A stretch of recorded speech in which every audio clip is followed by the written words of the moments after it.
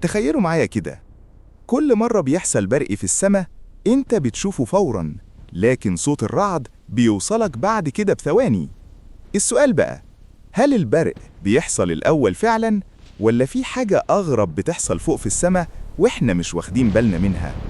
خلونا نكتشف السر ده مع بعض. السلام عليكم ورحمة الله وبركاته. معاكم محمد عامر، ودي قناة دماغ AI، المكان اللي هنفهم فيه الحاجات العادية بطريقة غير عادية.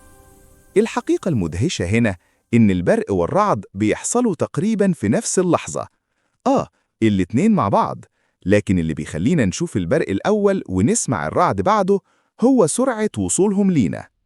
خلينا نفهم الموضوع ببساطة.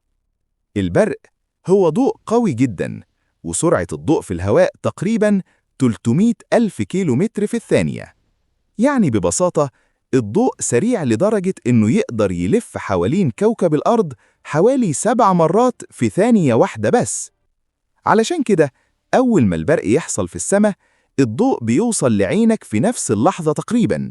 لكن الرعد مش ضوء، الرعد صوت، وصوت الرعد بيمشي في الهواء بسرعة أبطأ بكتير، حوالي 340 متر في الثانية فقط، يعني أبطأ بآلاف المرات من الضوء. علشان كده أنت بتشوف البرق فوراً، لكن صوت الرعد بيحتاج شوية وقت علشان يوصلك. ولو ركزت في حاجة كمان، المسافة بين البرق والرعد ممكن تقولك العاصفة بعيدة عنك قد إيه. إزاي؟ لو عديت الثواني بين ما تشوف البرق وما تسمع الرعد، كل 3 ثواني تقريباً تعادل كيلومتر واحد. يعني مثلاً لو شفت البرق وسمعت الرعد بعد 6 ثواني، يبقى العاصفة تقريباً على بعد 2 كيلومتر منك. لكن السؤال الأغرب بقى، ليه صوت الرعد بيبقى عالي ومرعب بالشكل ده؟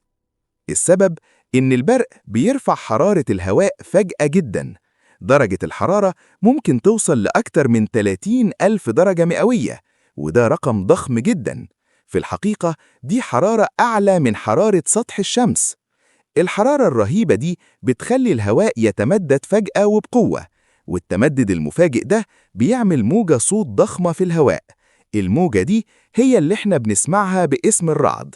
يعني ببساطة البرق هو الضوء، والرعد هو صوت الانفجار في الهواء بعد البرق.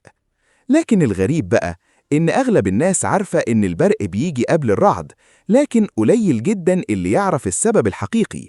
والمرة الجاية لما تشوف برق في السماء، جرب تعد الثواني، يمكن تكتشف العاصفة بعيدة قد إيه عنك.